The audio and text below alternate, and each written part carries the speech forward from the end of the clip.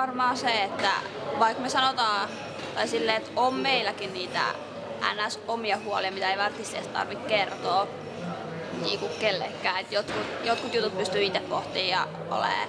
Että silleen, et just se, että ei tarvitse olla niin silleen, että nyt se on mun pakko kertoa. Että sit pitää tulla kuitenkin jokaisen ihmisen omasta tahdosta kertoa omat huolensa, eikä silleen, että joku pakottaa, ellei sit oikeasti niinku näy päälle päin, että se on niin rikki ja se ei pysty puhua asioista.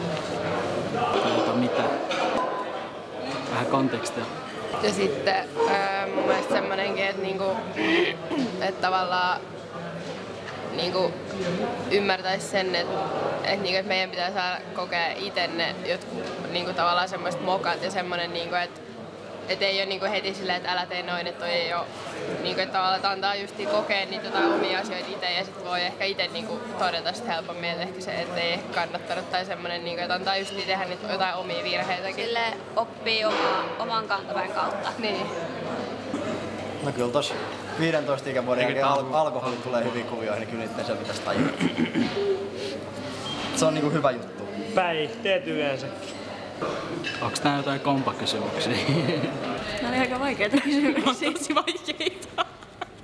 Tajua mut. Niin, tajua mut. Tajua mut. Tajua mut. Tajua mut. Tajua mut.